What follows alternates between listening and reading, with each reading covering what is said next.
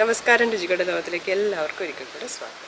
ഇന്ന് നമ്മൾ വന്നിരിക്കുന്നത് ഒരു ലഞ്ച് ബോക്സിനൊക്കെ കൊടുത്തയക്കാൻ പറ്റിയ ഒരു അടിപൊളി റൈസുമായിട്ടാണ്. അതുപോലെ തന്നെ നമുക്ക് ഉച്ചയ്ക്ക് പെട്ടെന്നൊക്കെ ഉണ്ടാക്കാൻ പറ്റും. കറിയും അതുപോലെ തന്നെ തോരനും അങ്ങനെയൊന്നും ഇല്ലാതെ നമുക്കൊരു എന്താ പറയുക, സ്പെഷ്യൽ റൈസൊന്നും ഒരു സിംഗിൾ റൈസും എന്നൊക്കെ പറയാൻ പറ്റും.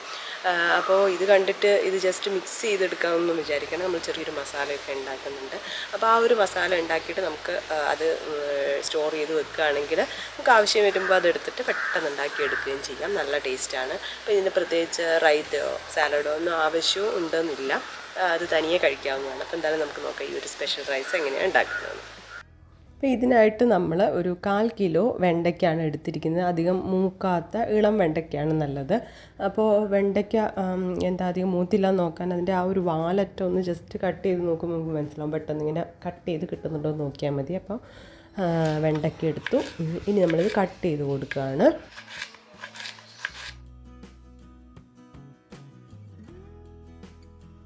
അപ്പോൾ ഇതാ വെണ്ടയ്ക്ക മുഴുവൻ കട്ട് ചെയ്ത് കൊടുത്തിട്ടുണ്ട്. നമ്മൾ ഒരുപാടങ്ങ് നേരിയതായിട്ട് കട്ട് ചെയ്യേണ്ട, കാരണം നമ്മളത് വഴറ്റിയൊക്കെ എടുക്കുന്നതാണ്. അപ്പോൾ അത് ഇങ്ങനെ കുഴഞ്ഞു പോകും. ഇനി നമുക്കൊരു മസാല ഉണ്ടാക്കണം. അപ്പോൾ അതിന് വേണ്ടി ഒരു പാൻ ചൂടാക്കിയിട്ടുണ്ട്.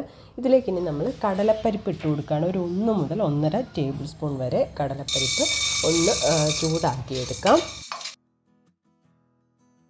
ഇനി ഇതിലേക്ക് ഒരു 5 അല്ലി വെളുത്തുള്ളി ചേർത്ത് കൊടുക്കുകയാണ്. അതുപോലെ തന്നെ ഒരു 1/4 ടീസ്പൂൺ നല്ല ജീരകവും കൂടെ ചേർത്ത് ഇനി നമുക്കൊന്ന് ചൂടാക്കിയെടുക്കാം.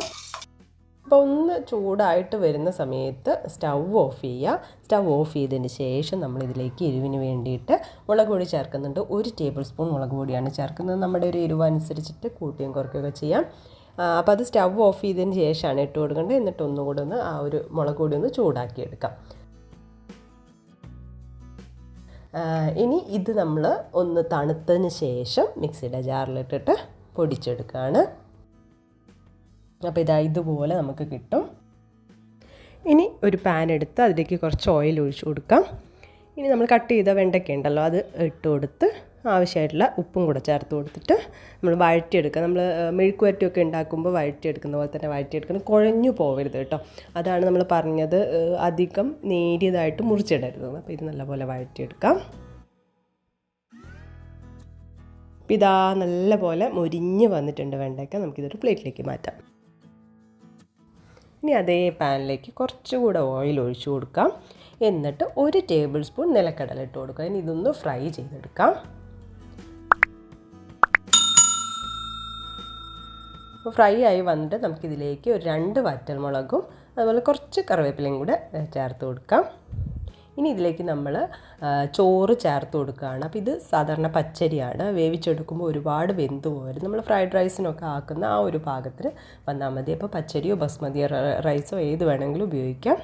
അപ്പോൾ ഇതിന് ശേഷം നമ്മൾ ഫ്രൈ ചെയ്ത് വെച്ച വെണ്ടയ്ക്ക ഉണ്ടല്ലോ, അതുകൂടെ ചേർത്ത് കൊടുക്കുകയാണ്.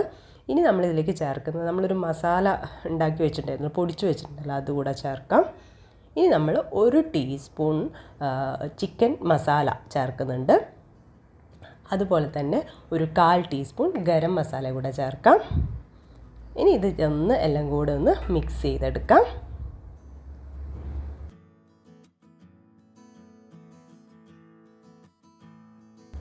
അപ്പോൾ നമ്മൾ റൈസ് ഇവിടെ റെഡി ആയിട്ടുണ്ട്. അപ്പോൾ എന്തെളുപ്പത്തിൽ നമ്മൾ വെണ്ടയ്ക്ക റൈസ് ഉണ്ടാക്കിയത്. അപ്പോൾ നമ്മളിതിൽ ചേർക്കുന്ന ആ ഒരു മസാല ഉണ്ടല്ലോ, ആ പൊടിച്ച് വെച്ചാൽ അതാണ് ഇതിൻ്റെ ഒരു ടേസ്റ്റ് കൂട്ടുന്നതെന്ന് പറയാം. അപ്പോൾ അതുപോലെ പൊടിച്ച് വെച്ചിട്ട് നമുക്ക് സൂക്ഷിച്ച് വെക്കുകയും ചെയ്യാം. അപ്പം ഇടയ്ക്ക് ഇങ്ങനെ ഉണ്ടാക്കുമ്പോൾ എളുപ്പമാണല്ലോ.